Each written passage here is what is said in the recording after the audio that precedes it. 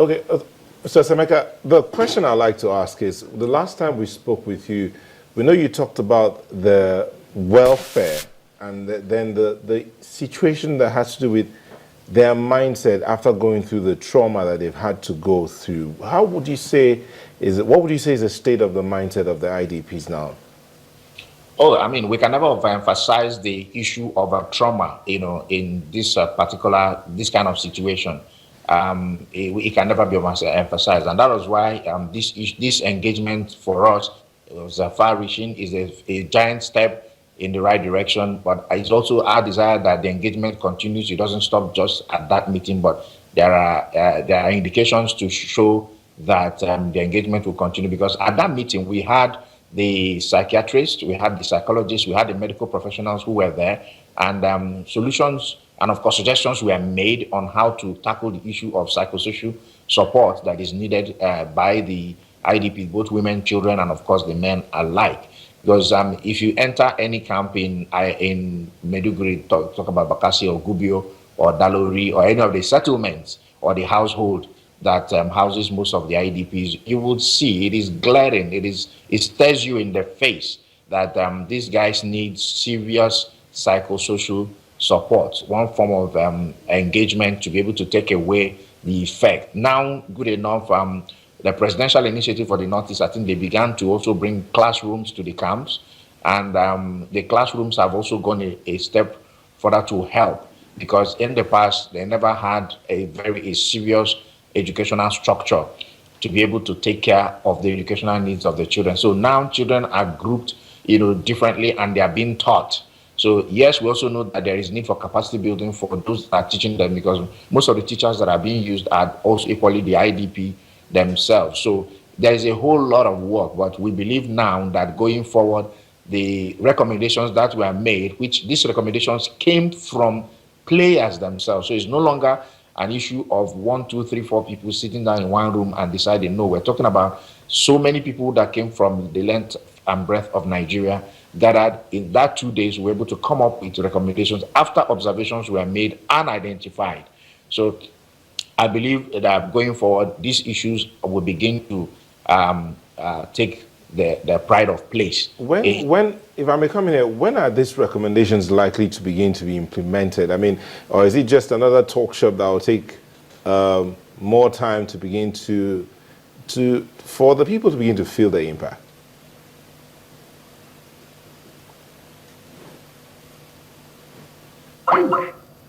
Well, it looks like we lost him there. Well, we do hope we should be able to get him back, but we're almost out of time for the time being. We do hope subsequently we'll be looking at all of that. Olisa Osemeka, he's the National Coordinator Social Welfare Network Initiative, talking about the plight of the displaced persons. And well, we hope to get him back online soon. We really do hope. We also need to hear about those people who have been displaced and those who were in camps but are now going back home because of some of the success that the Nigerian army has been able to make. So it'll be interesting to hear how it is that those people are able to settle in. Are they monitoring them as well? Do they also provide them services? What about those who are not in the camps? Because we understand that some people say that the local government headquarters are usually quite safe. For those who decide to go back home but don't have the courage to live in their homes yet, they are always holed up in the local government headquarters as well. Do they also extend their reach to those particular places, or are they just restricted to the official camps in the is it the capital city of those states? I think it'll be very interesting to get the perspective and on don't those. forget that it was only last week that the president visited Adamawa State, and he went to some of the camps there. He spoke to the people, he told them plans by the government, and he did say, well, many of them will return to their farms before the end of the year.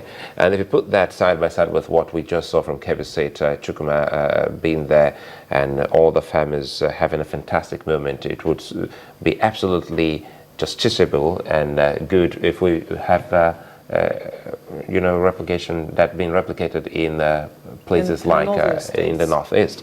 I think Olisa is back. Olisa, apologies, sorry we lost that connection there.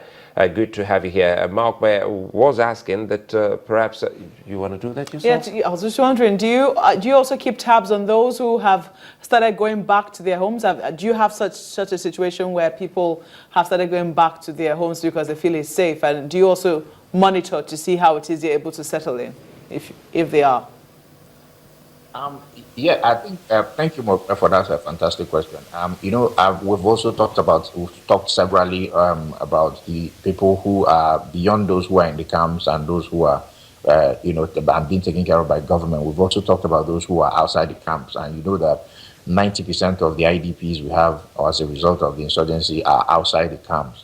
Yes, quite a number are going back, but of course there's still a host of IDPs who are still not going back yet because they are still scared.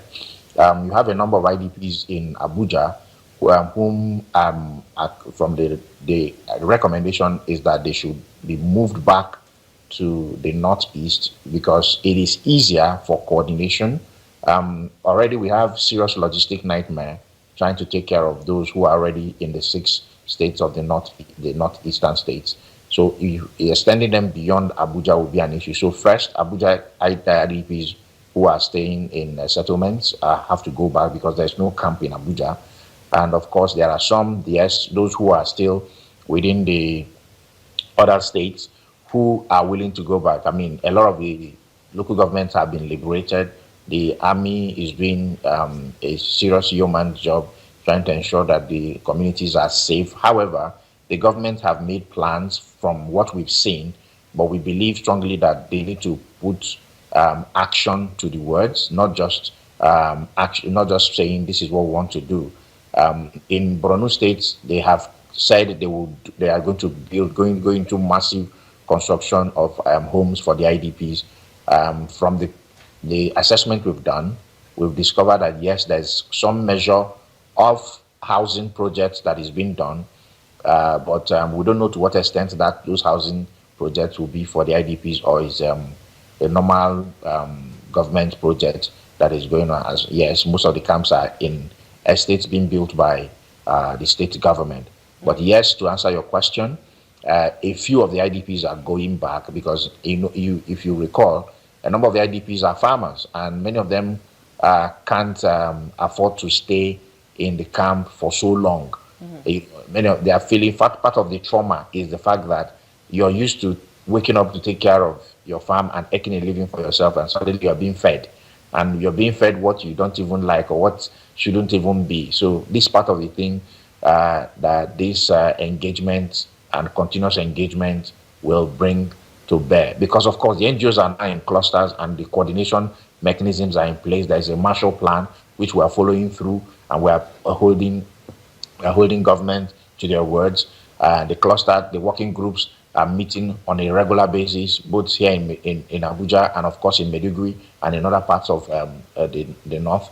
The idea is to ensure that we do not drop the ball. We just pick it up and keep running until we get to where we believe should be where we ought to be. Many thanks, Osemeka. On our part, we'll stay on this and hope that the government and all other agencies, as well as networks like yours, pursue this till the extent that these people are reunited with their families.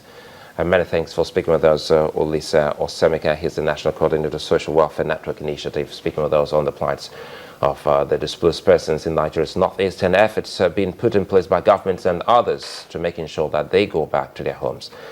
So much on the program today. We'd like to thank you for being such a nice company. I'm Sulaiman Alede. Well, thank you so much, Maokwe Ogun. And I'm Neil Taigwe. Have a great day. See you again.